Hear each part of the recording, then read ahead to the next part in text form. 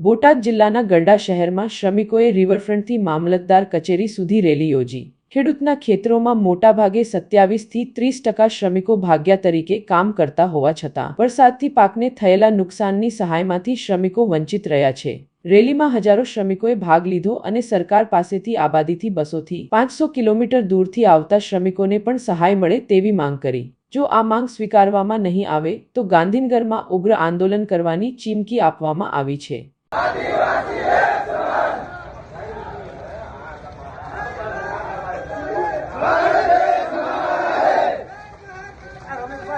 हमारी मांगे पूरी करो, हमारी मांगे पूरी करो। लड़ेंगे लड़ेंगे लड़ेंगे। एक पेड़ एक कमान, आदिवासी एक कमान।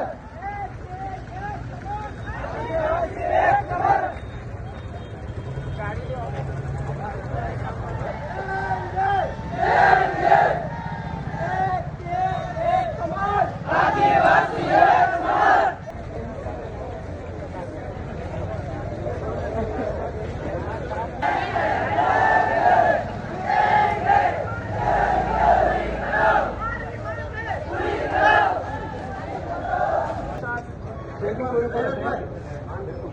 वो बनना इधर है क्वेश्चन है तो बोल सकता है। आपको का जब कोई किसी को कुछ पूछना है बोलना है तो आप हाथ खड़ा कर से बोल सकते हो। हाँ आप लोग बात बताना है तो मुआवजा दिलवाने बाबत श्रीमान उपरोक्त विषय में निवेदन है कि आदिवासी परिवार राजस्थान, गुजरात, महाराष्ट्र और मध्य प्रदेश के आदिवासी क्षेत्रों में लिए गुजरात में भाग्य मजदूरी करने के लिए आ रहे हैं, जिनके साथ कई तरह का अन्याय, अत्याचार और शोषण किया जा रहा है। कदम भाई थोड़ा बहुत लेट हो गए तो वो शायद आप आएंगे पर थोड़ा लेट आएंगे यूँ। बहुत सारे लोगों ने कदम भाई के वीडियो देखे होंगे, सभी ने किनके दिखे थे वीडियो।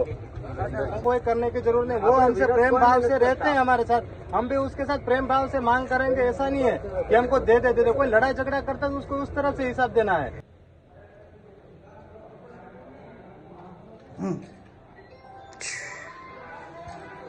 इसलिए हमारा लोगों को भी नहीं कर रहे हैं देने के लिए बात।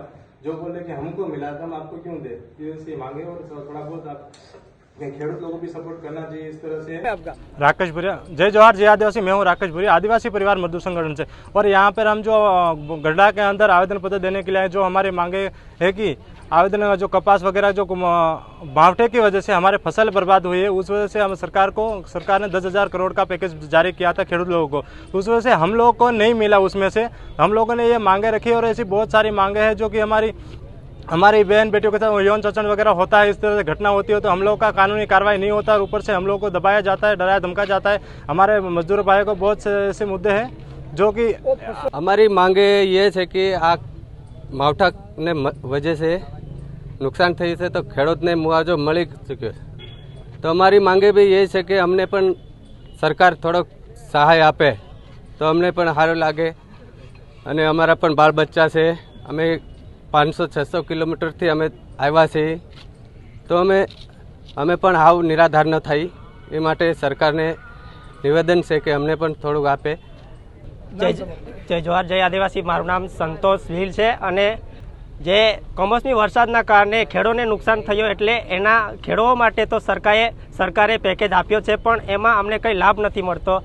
એટલા માટે અમે આજે બધા ભેગા થઈને આ માંગમાં જે અમે જે ટકાવારી પ્રમાણે અમે અહીંયા ભાગે રાખી છે, ટકાવારી પ્રમાણે અમને પણ એમાં જે રૂપિયા મળ્યા છે એની અંદર ટકાવારી પ્રમાણે અમને પણ મળે એ માટે અમે માંગ કરીએ છીએ। મામલતદાર કચેરી આજે અમે ભેગા થઈને આવ્યા છીએ અને અમને અહીંયા ન્યાય નહીં મળે તો અમે ગાંધીનગર સુધી ઉગ્ર આંદોલન કરીશું એવી અમારી આશા અને